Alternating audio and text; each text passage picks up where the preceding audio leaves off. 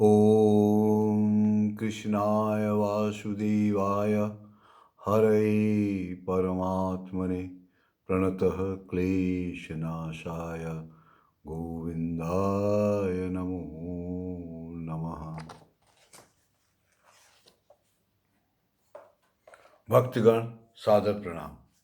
आज के चर्चा का विषय है गोस्वामी जी के प्रवचन जो उन्होंने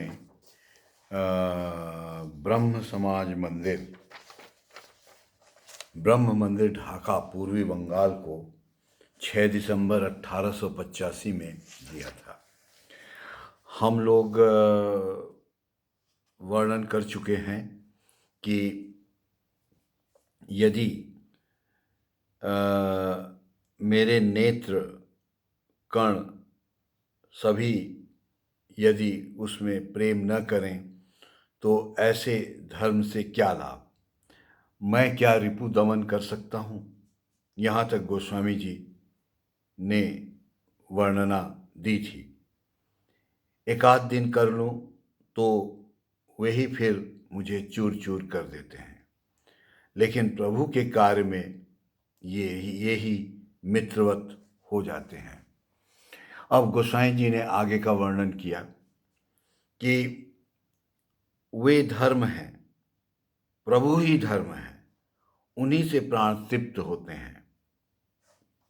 जब तक उनमें तन प्राण तल्लीन न हो जाए तब तक जो धर्म है वह आज है कल नहीं रहेगा, उसकी रक्षा हम नहीं कर सकेंगे।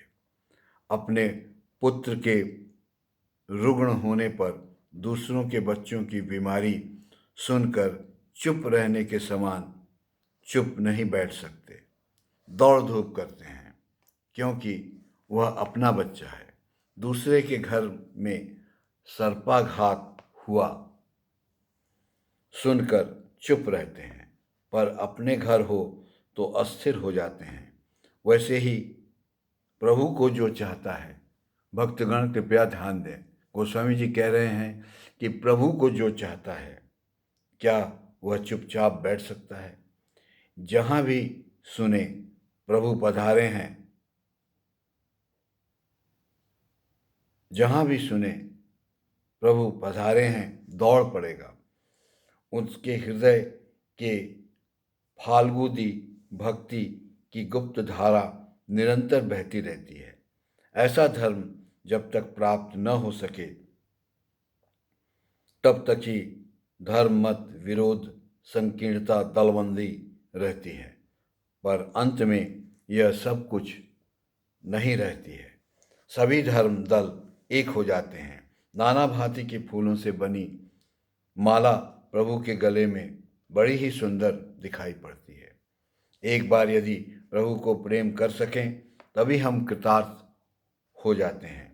शबरी और भरत जैसे व्याकुल हो गए थे, उसी तरह यदि कोई एक बार व्याकुल हो सके तभी प्रभु दर्शन दिए बिना स्थिर रह सकेंगे। इस कारण कहते हैं कि दयामय दीनबंधु प्रभु को यदि प्रेम न कर सकें तो हमारा क्या हुआ।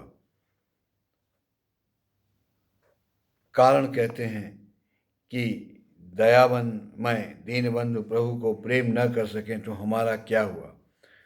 कब शबरी की तरह प्रतीक्षा होगी, कब माँ के साथ जैसा स्वाभाविक संबंध है वैसा ही प्रभु के साथ होगा। बच्चा माँ की गोद में जाता है, स्तनपान करता है, उसे लज्जा नहीं आती, फिर हमें क्यों अपने प्रभु से संकोच हो। उनसे परायापन क्यों। आपसे मेरी यही भिक्षा है, आप स्वाभाविक प्रेम बना दीजिए।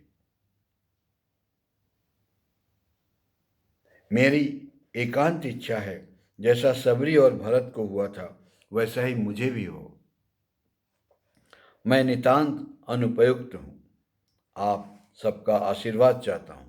जैसे बच्चा माँ के पास खड़ा होता है वैसे प्रभु के समीप रहूं, मेरी माँ, मेरी जननी, यह सब कह पाऊँगा।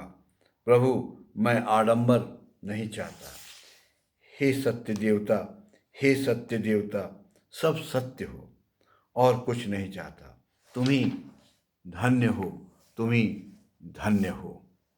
आइए अब हम सब मिलकर प्रभु के गुणों का गान करें और कीर्तन करें।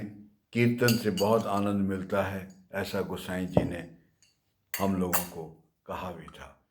श्री राम जय जय राम, श्री राम जय जय राम, श्री राम जय जय राम, श्री राम जय जय राम, श्री राम जय जय राम, श्री राम जय जय राम, श्री राम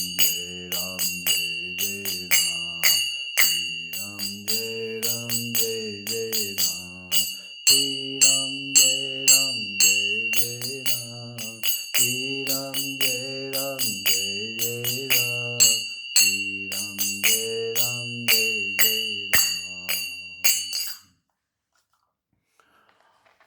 साधकगण, आइए एक बार फिर उनके विशेष उपदेशों को, जो कि हमारे प्रतिदिन दिनचर्या में आवश्यक हैं, एक बार स्मरण कर लें। गोस्वामी जी कह गए हैं, पहला उपदेश है उनका, ऐसा दिन नहीं रहेगा। भक्तगण, सोच मत करें, शंका मत करें। जिस तरीके से आप हैं उस तरीके का दिन नहीं रहेगा। अगर आप दुख में हैं तो सुख अवश्य आएगा, आपको प्रेम आएगा, आपकी भक्ति बढ़ेगी। और गोसाई जी स्पष्ट शब्दों में कह गए हैं कि कांस्टेंट रूप से एक चीज़ नहीं चल सकता, ऐसा दिन नहीं रहेगा। उन्होंने दूसरा उपदेश दिया है, अगर शांति चाहते हो तो आत्म प्रशंसा मत करो। तीसरा, पर निंदा मत करो। चौथा, अहिंसा परमो धर्म। पांचवा, सब प्राणियों पर दया करो। छठवां, शास्त्र और महात्माओं पर विश्वास रखो। सातवां, शास्त्र एवं महात्माओं के आचरण से जो मेल न खाए उसे विश्व त्याग दो। और आठवां, सबसे महत्वपूर्ण, न अहंकारात परो रिपु। अहंकार से बढ़कर कोई दूसरा शत्रु नहीं है। आइए एक कविता, एक पंक्ति जो मुझे स्मरण आ रही है, रामचरितमानस से, उसका भी वर्णन कर लें। प्रभु कह रहे हैं, श्री रामचंद्र जी कह रहे हैं, निर्मल मन जन सो मोहि भावा। निर्मल मन, जिस मनुष्य का निर्मल मन है वही मुझको बहुत अच्छा लगता है। निर्मल मन जन सो मोहि भावा।